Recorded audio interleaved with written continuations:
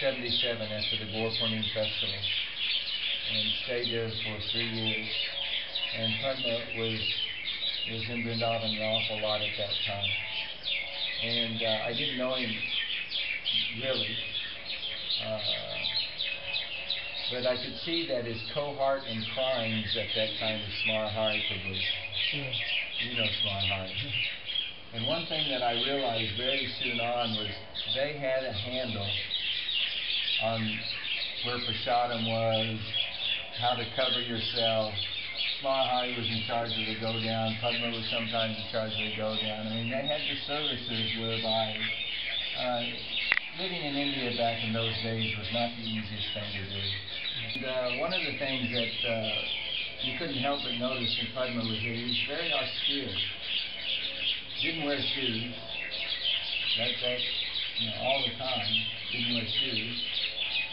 And I don't know what their trip was, but for years, he and Smara wore those iron chains below the devotees for their coping. So one thing you could tell was Padmalochan knew the nectar about Vrindavan.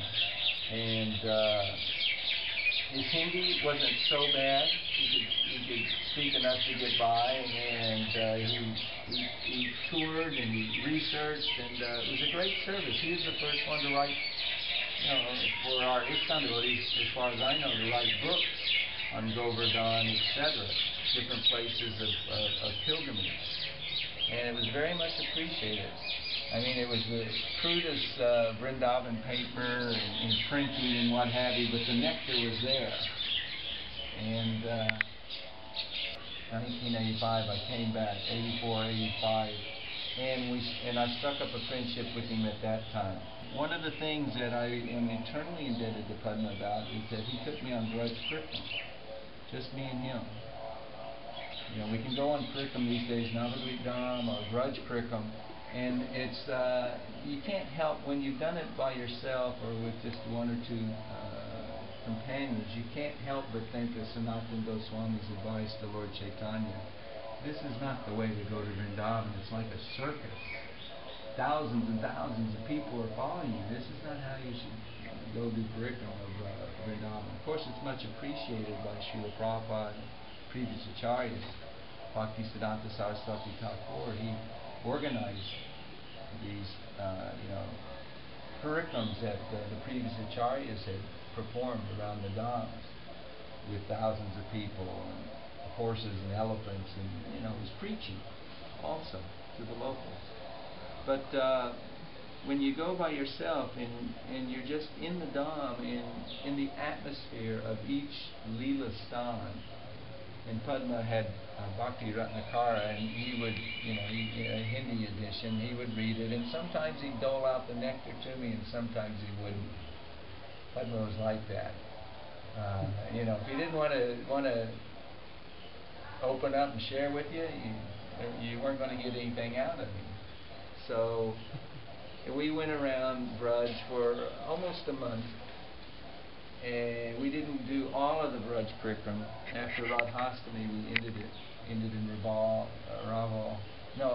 Varshan, and then we went back to Krishna Balaram Mandir. But these memories that I have, that's where I really got some understanding, because besides that, it had just been some buses going out to Govardhan, to Kusham Sarovar, Radhakund, Nandagram, like that. Really nice, but one-on-one, and we were doing Madhukari, going to the Vrajvasis' homes, and they eat real simply.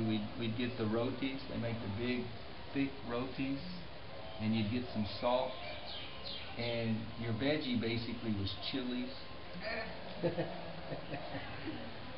So very sparingly would we take the chilies, and they'd often give us sugar for the rotis also. That was really nice. Sugar and hot chapatis off of the fire, and then chach. To this day I have a love attachment for chach. That's the buttermilk. They've taken all the butter out of the milk. They call it buttermilk. And so in the hot weather, it's just so good for you. Cools you off, and it's just He had lived in Vrindavan, in India for a long time, so he knew he was the sadhu. He would go up to the doors, Radhe Radhe, and, prashadam, say some Hindi, and ask for prashadam. And it was kind of funny because sometimes, if he wasn't satisfied, he'd let him know, I want some more rotis, come on here.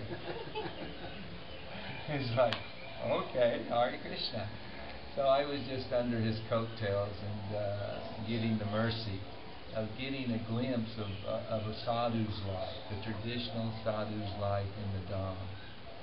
And, that's where he stole my heart. Whatever may have come or gone between me and Padma over the years, Padma was not duplicitous. He would let you know where you stood in his mind.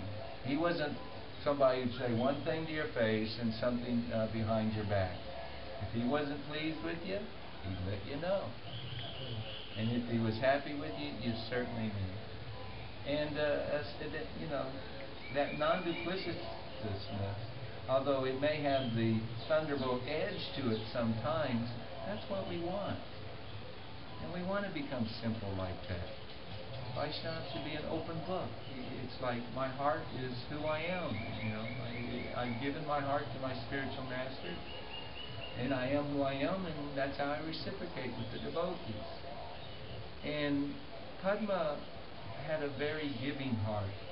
Sometimes people didn't know that if they didn't associate with him. If you judge a Vaishnava by the cover, by the looks, gosh, do we miss out so often. And one thing that Padma, more than anybody else, shared with me was the importance. It's in Srila Prabhupada's books, but he had it.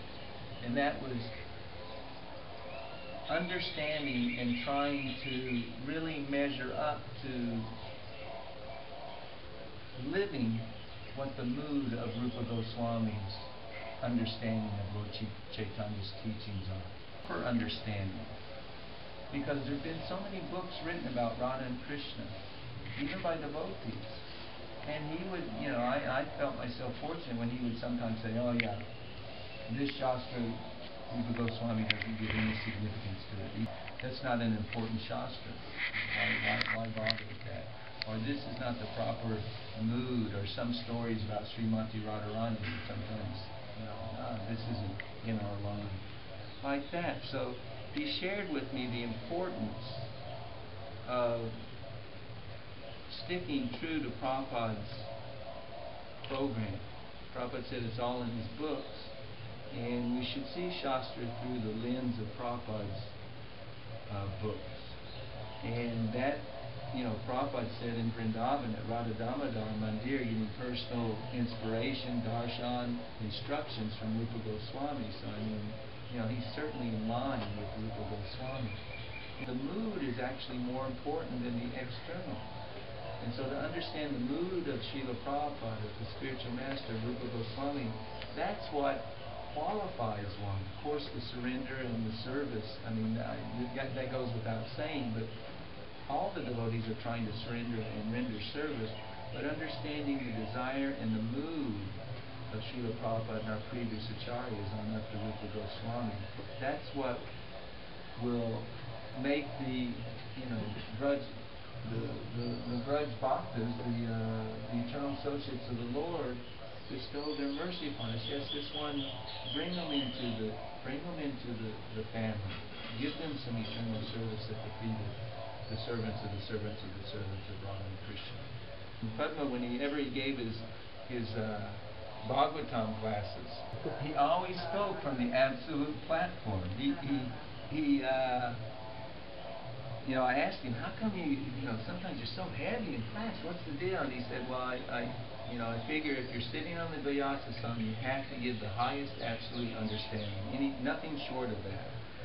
And his classes were they were unique, and they were ecstatic. He was talking about the highest, and sometimes, I would try to get the bridge from my position to that position, and he didn't quite tell me, because in reality there are no rules to follow to jump from Vaidhi Bhakti to Raga Bhakti. It doesn't work like that.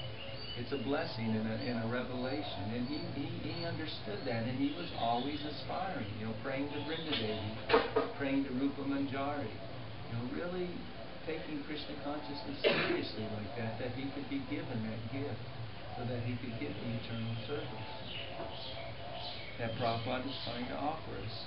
So his classes were like that. And they were far out. They were hard to swallow sometimes. It wasn't everybody's cup of tea, but I always relished them. Janani Vas, Pankaj Jangri. Sometimes we would have our discussions afterwards, and they'd be quite lively. If nothing else, they inspired very nice katha and thoughts on our part. So Padma was, he had a lot of advanced realizations.